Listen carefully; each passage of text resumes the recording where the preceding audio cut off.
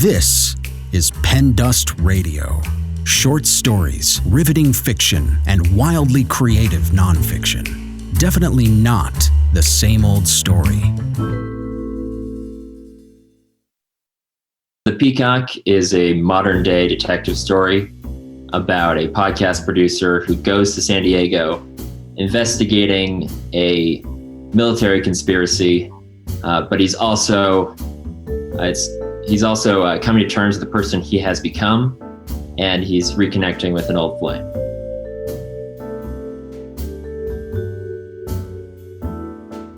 Mark Monroe is the story's detective. I mean, he's a reporter for a podcast. He grew up in San Diego, but he works in Denver. So part of the story is him coming back to some of the places that were important in his childhood, and also, connecting with some of the people he knew from before, like his old friend Veronica. So it's a double-pronged story. One side is the mystery story of what is going on with atomic testing in the atmosphere, and the other side is this personal journey that Mark goes on.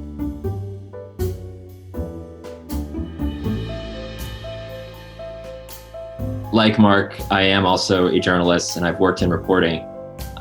And one of the main events of the story is inspired from a time when I was invited to swim around the Scripps Pier it was kind of like a race. And then at the end, at the party afterward, I met a woman who told me about the existence of a military operation named Argus involving military testing, atomic testing in the atmosphere.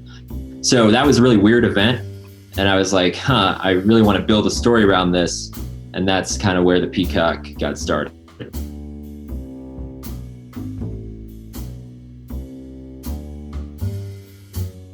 The Peacock alludes to like this kind of mystery that Mark is trying to solve, and the idea that there are things that are bigger than ourselves that we can't understand.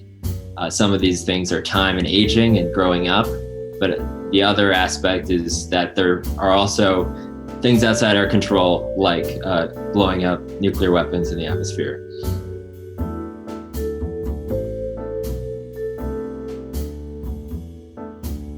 I set the story in San Diego because a lot of the classical noir detective stories take place in Southern California, and I wanted to pay homage to that while also doing it somewhere that wasn't just Hollywood or Los Angeles or Malibu. I wanted to put it in San Diego, which is not as used as frequently as LA.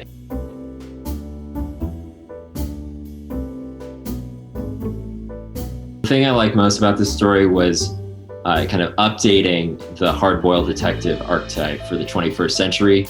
I think nowadays, and probably back then, a private detective is someone who investigates whether someone is having an affair. And that's not really what I'm interested in. And I think a way to recreate the literary detective that was popularized in the 1930s is to make them a podcast reporter, because people who work for podcasts like Radiolab, they're telling very complicated nonfiction stories that share a quality with the literary detective by, meeting lots of quirky people, interviewing and exposing something really interesting about the world. So that unifying aspect was something I was really interested in. I like being able to create this world and these characters from scratch, and then seeing them on the page and have a new life, especially on PenDust Radio. It's pretty exciting because I think it's a very jarring experience to hear someone else read your work and interpret it in a different way. So I think that's really cool.